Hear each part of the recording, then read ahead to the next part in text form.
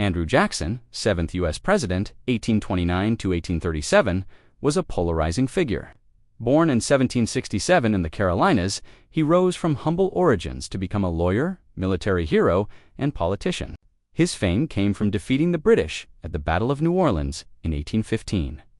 As president, he championed Jacksonian democracy, expanding voting rights for white men but excluding minorities. His policies, like the Indian Removal Act of 1830, led to the Trail of Tears, forcibly displacing Native Americans, causing thousands of deaths. He dismantled the Second Bank of the U.S., viewing it as elitist, which some argue destabilized the economy. Jackson also paid off the national debt, a rare feat, a slaveholder himself. He supported slavery and opposed abolition. Known for his fiery temper in duels, he survived an assassination attempt in 1835. He died in 1845. His legacy remains divisive, seen as a populist hero by some, symbol of oppression by others' early life. 1767 to 1780, Andrew Jackson was born. On March 15, 1767, in the Waxhaws region, a frontier area straddling North and South Carolina. His exact birthplace is disputed, as the border was unclear. His parents, Andrew and Elizabeth Hutchinson Jackson, were Scots-Irish immigrants who arrived in America in 1765. His father died weeks before Andrew's birth, leaving Elizabeth to raise Andrew and his two older brothers, Hugh and Robert, in poverty. The family lived with relatives, and Jackson grew up in a rough, rural environment, developing a fierce independence and scrappy demeanor.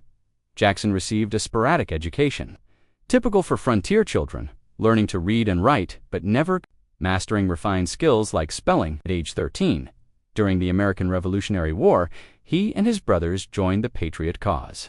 Hugh died in battle in 1779. Andrew served as a courier and was captured by British forces in 1781.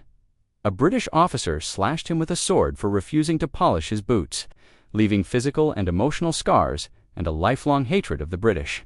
Robert died of smallpox in captivity, and Elizabeth died of cholera while nursing prisoners in 1781. Orphaned at 14. Jackson blamed the British for his family's destruction, fueling his resilience and ambition, young adulthood, and rise to prominence. 1781 to 1804, after the war, Jackson lived with relatives and briefly taught school. In 1784, at age 17, he moved to Salisbury, North Carolina to study law under prominent attorneys. Admitted to the bar in 1787, he relocated to Jonesboro in what is now Tennessee, then part of North Carolina's Western Territory. In 1788, he was appointed public prosecutor for the Western District, settling in Nashville, a frontier town. In Nashville, Jackson boarded with the Donaldson family and met Rachel Donaldson Roberts, a married woman separated from her abusive husband, Lewis Roberts. Jackson and Rachel began a relationship, believing her divorce was finalized, and married in 1791.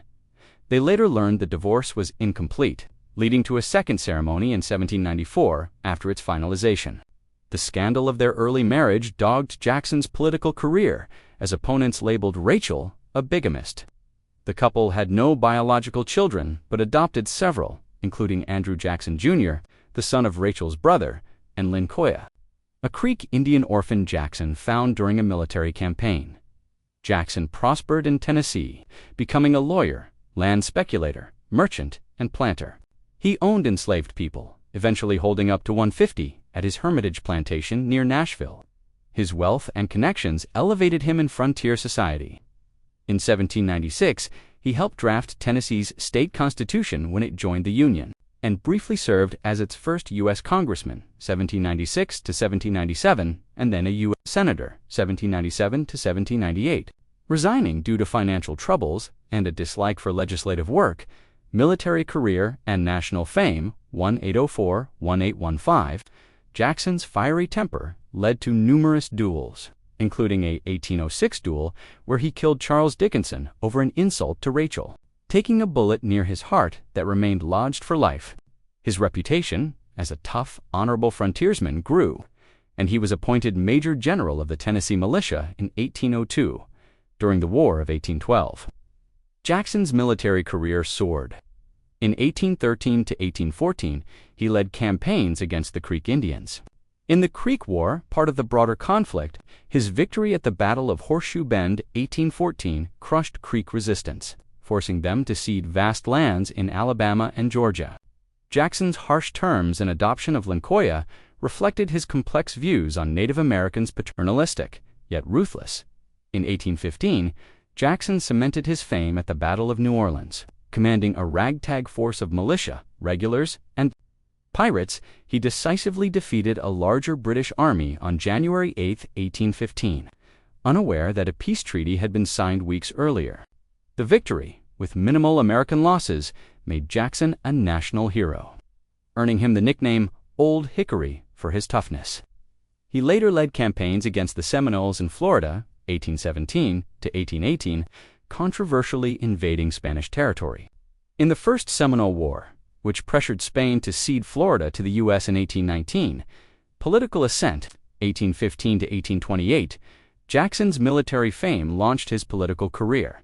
He briefly served as Florida's territorial governor in 1821 but resigned, preferring action over administration. In 1823, he returned to the U.S. Senate and began eyeing the presidency. The 1824 election pitted Jackson against John Quincy Adams, Henry Clay, and William Crawford. Jackson won the popular vote and most electoral votes but lacked a majority. Throwing the decision to the House of Representatives, Clay eliminated from the race, backed Adams, who won and appointed Clay Secretary of State. Jackson called this a corrupt bargain, fueling his 1828 campaign. Jackson's 1828 campaign, managed by allies like Martin Van Buren, portrayed him as a champion of the common man against elites. He won decisively, carrying the South and West. His inauguration was chaotic, with rowdy supporters flooding the White House. Symbolizing the rise of Jacksonian democracy, expanded political participation for white men, women, blacks, and Native Americans. Presidency, 1829 to 1837, Jackson's presidency redefined the executive role, emphasizing strong leadership and popular appeal. Key events and policies include Indian Removal Act 1830. Jackson pushed for the forced relocation of Native American tribes east of the Mississippi to lands in the West. The act led to the Trail of Tears, 1831 to 1838, where Cherokee, Choctaw, and other tribes endured brutal marches, with thousands dying from disease, starvation, and exposure. Jackson justified this as necessary for white settlement and national security. But it remains a stain on his legacy. Bank War 1832 to 1836. Jackson distrusted the Second Bank of the United States, seeing it as a tool of wealthy elites. He vetoed its recharter in 1832, a bold use of presidential power, and withdrew federal deposits, placing them in state pet banks. The bank's collapse destabilized the economy, contributing to the Panic of 1837. Supporters hailed his attack on privilege. Critics blamed him for economic chaos. Nullification Crisis, 1832-1833, South Carolina, led by John C. Calhoun, declared federal tariffs null within its borders, challenging federal authority. Jackson, a staunch Unionist, threatened military force, declaring nullification treasonous. A compromise tariff, brokered by Henry Clay, diffused the crisis. But it foreshadowed sectional tensions over states' rights, spoils system. Jackson expanded the practice of rewarding supporters with government jobs, arguing it promoted democracy by rotating offices. Critics called it corrupt patronage. National debt, Jackson's frugal policies and land sales, enabled him to pay off the national debt in 1835, a rare achievement in U.S. history.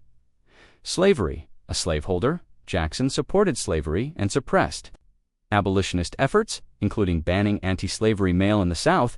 He opposed any federal interference with the institution.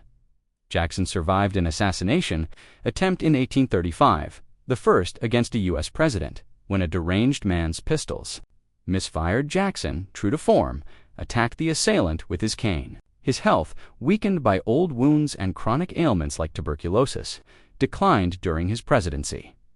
Personal life and Rachel's death. Jackson's devotion to Rachel was central to his life. Her death on December 22, 1828, shortly after his election, devastated him. She suffered a heart attack, likely exacerbated by stress from campaign attacks on her character.